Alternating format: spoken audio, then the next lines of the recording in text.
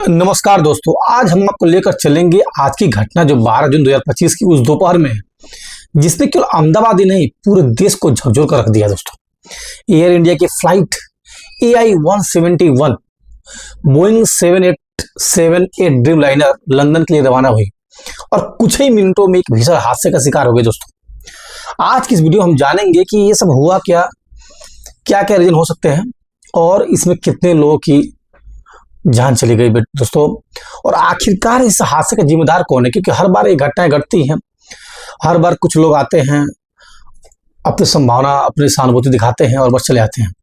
Video को अंत तक जरूर देखिए दोस्तों, क्योंकि हर सेकंड में हर बात में एक सच्चाई छिपी हुई है जो मैं आपके साथ शेयर करने वाला दोस्तों, फ्लाइट जो AI-171 थी उसमें कुल 242 लोग सवार थे और ये जो 242 लोग थे उसमें 230 यात्री थे, 2 पायलट थे और साथ ही साथ दोस्तों उसमें जो है आप ध्यान रखेंगे 10 केबिन क्रू मेंबर थे। यात्रियों में जो थे आपको ताजुब होगा 169 भारतीय नागरिक थे, 53 ब्रिटिश के नागरिक भी थे, क्योंकि ये विमान चूंकि अहमदाबाद से लंदन जा रही थी और लंदन ब्रिटेन में ही पड़ता है, आपको जानते ही होंगे आप लोग। तो वहां पे 53 ब्रिटिश नागरिक थे, मतलब अन्य देश के भी लोग थे। साथ ही साथ 7 पुर्तगाली लोग थे और एक कनाडाई नागरिक भी था।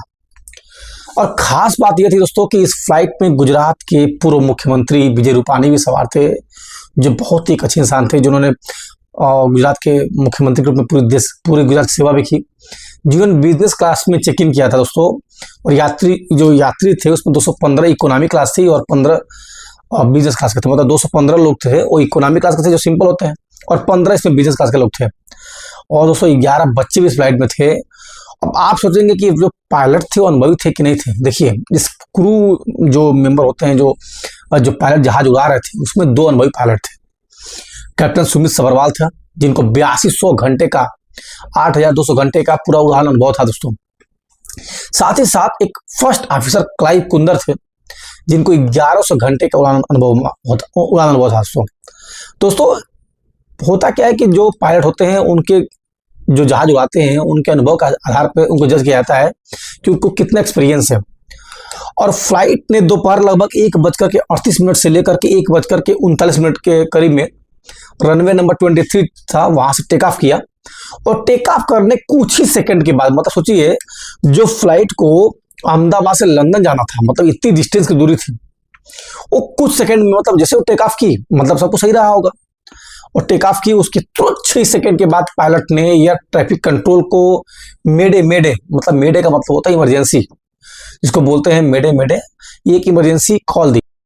सीमा से बाहर जाकर के मेघाई नगर का बीजे मेडिकल कॉलेज था, वहाँ पे डॉक्टर्स की हॉस्पिटल थी, जहाँ पे मतलब ट्रेनी डॉक्टर होते हैं, वहाँ पे हॉस्टल रहते थे। उस हॉस्टल की इमारत पे जाकर गिर गया विमान। डिजिटल फ्लाई वायर सिस्टम था, मतलब ट्रिपल रिडंडेंसी के साथ, ताकि अगर एक सिस्टम फेल हो सके दूसरा संभाल सके दोस्तों, समझिए आप।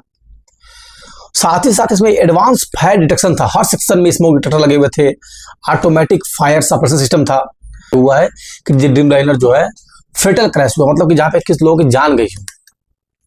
और 1000+ विमान डिलीवर होते पूरे मतलब इंडिया, पूरी दुनिया सोच सकते हैं आप कि 1000 के प्लस, मतलब 1000 से ज्यादा विमान डिलीवर हुए हैं और 1 अरब से ज्यादा यात्री यात्रा करते हैं या कर चुके होंगे। जो चीज आप सोचिए, जो फ्लाइट अभी इस तुरंत शुरू भी हुई है और वो जो है सारे जो पैरामीटर होते हैं उसको चेकअप कर लिया होगा कि भाई हाँ ये सही है वो सही है, तभी तो फ्लाइट पायलट ने बोला होगा then you are ready to take of.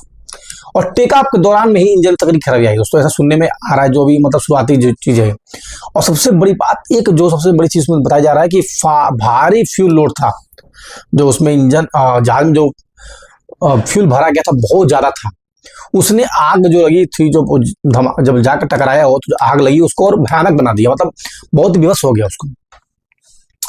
अभी जो हुआ सो हुआ, लेकिन जिम्मेदार कौन है दोस्तों? मान लीजिए इसका किसको जिम्मेदार दिया जाए, जो सारे लोग मारे गए, है ना।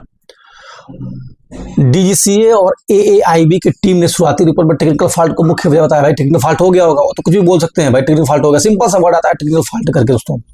और टेक ऑफ के वक्त इंजन में खराबी आई, जिससे भी अब इंजन बंद हो गया होगा। 55 सेकंड का टाइम था उस समय उनके पास, विमान संतुलन खो बैठा और नीचे गिरने लगा वहां पे। जिम्मेदारी का सवाल ये है दोस्तों कि एयर इंडिया का ये कहना है कि टेक ऑफ से पहले सभी तकनीकी जांच पूरी थी, कोई दिक्कत नहीं मिली थी। तो फिर हुआ क्या भाई? आप ऐसा बोल रहे हो कि सब कुछ सही था, कोई प्रॉब्लम नहीं थी, कोई सुनी था, तो अचानक से हुआ कैसे ये चीज़ है? दूसरी चीज़ की जो विशेषज्ञ हैं, जो एक्सपर्ट है, उनका ये मानना है कि ग्राउंड स्टाफ, टेक्निकल स्टाफ या एयर ट्रैफिक कंट्रोल की लापरवाही भी हो सकती है ना। जैसे कि इंजन की आवाज़ में गड़बड़ी हो, जो टेकअप बात तुरंत सुनाई दी हो, ठीक है। लेकिन लोगों का कहना है कि अगर टेक्निकल स्टाफ या पायलट सतर्क होते तो शायद हाथ साथ तो सकता था। अगर उनको लगता था कि भाई कुछ गड़बड़ होने वाली है तो पहले वो पकड़ लेते हैं भाई हाँ ऐसा कुछ है। सरकारी जांच अब चल रही है, डीजीसीए भी है, एआई भी है और बोइंग की टीम मिलकर ब्लैक बॉक्स मेंटेनेंस लॉग और एटीसी का जांच कर रही है। जो भी करेगी वो करेगी, ठीक है। दोषी पाए जाने पर वालों पर क्या दोषी उसमें मिलेंगे, जो सब थे वो बेचारे चले गए, है ना। और ताजुब बात है कि दोस्तों एक आदमी शायद अब इसमें जिंदा मिला है और बहुत ही आश्चर्य की बात है ना। और हादसे के तुरंत बाद जो है रेस्क्यू शुरू हो गया। फायर ब्रिगेड, पुलिस, एनडीआरएफ की टीमें, बीएसएफ की टीमें मौके पहुंच गई। प्रधानमंत्री नरेंद्र मोदी पहुंचने वाले हैं, शायद गृह मंत्री अमित शाह वहां पहुंच चुके थे, ठीक है। लेकिन दोस्तों सवाल वही है कि जो चीजें हम बाद में करते हैं, हम जो बाद में चीजें करते हैं वो हम पहले क्यों नहीं करते? हम क्यों नहीं पहले देखते हैं कि भैया 200-250 लोग बैठे हुए हैं, इनकी जिंदगी हम लेकर चल रहे हैं, तो क्यों ना सब कुछ पहले से हमारे पास कुछ ऑटोमेटिक सिस्टम होना चाहिए देखने के लिए कि भाई क्या चल रहा है। सब चीजें जो है बहुत जरूरी है दोस्तों कि किसी चीजों को पहले से जांच कीजिए, पड़ताल कीजिए, फिर चलाइए। एयरपोर्ट को कुछ समय के लिए बंद कर दिया गया है, जो अहमदाबाद का एयरपोर्ट है उसको बंद कर दिया गया है भाई। अब वहां पर वैसे भी कुछ नहीं होने वाला है। अब आपसे मेरा सवाल यह है कि क्या ये जो हादसा है उसको हम रोक सकते थे क्या? आपको सोचिए, आप रोक सकते थे इसको हम लोग?